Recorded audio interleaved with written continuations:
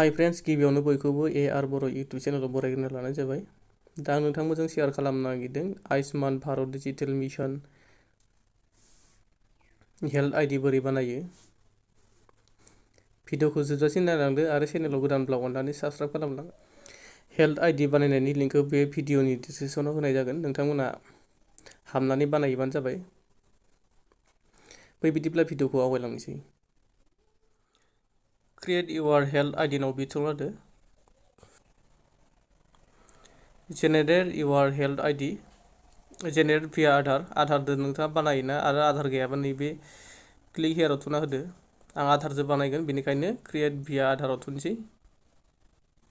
बेयाव आधार नाम्बारखौ होदो।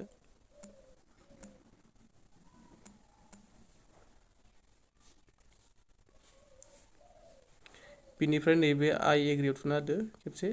बिनिफ्राय आरो आइ एम नट ए रबट बेयाव थुना होदो खेबसे बाकसाव। बिनिफ्राय साबमिटआव थुदो।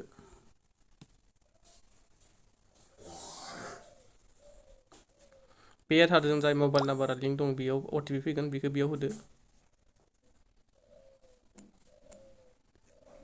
बिनिफ्राय नैबे साबमिटआव थुदो। बेयाव मबाइल नाम्बार होदो। बिनिफ्राय नैबेयाव साबमिट खालामदो।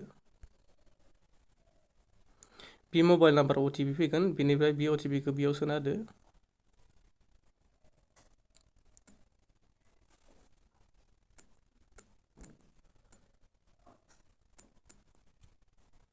बेनिफ्राय बेयाव साबमिट खालामदो। बे आधारजों थानाय गासैबो डिटेल्सफोरा बेयाव फैजोबगोन, जेरैहाय नाम, डेट अफ बार्थ, बेफोरबायदिनो। बेनिफ्राय बेयावहाय PHR एड्रेस हो, जेरैहाय UPI आइडि होयो बेफोरबायदिनो।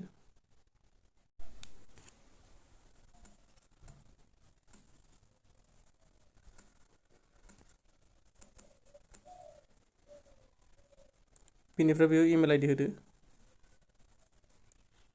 बेनिफ्राय नैबेयाव साबमिट खालामदो। बिनिफ्राय नोंथाङा बेयावहाय थुनानै हेल्थ आइडिखौ डाउनलड खालामना लादो। बेनिफ्राय बहाबा कम्पिउटार दखानफोराव थांनानै प्रिन्ट खालामना लादो।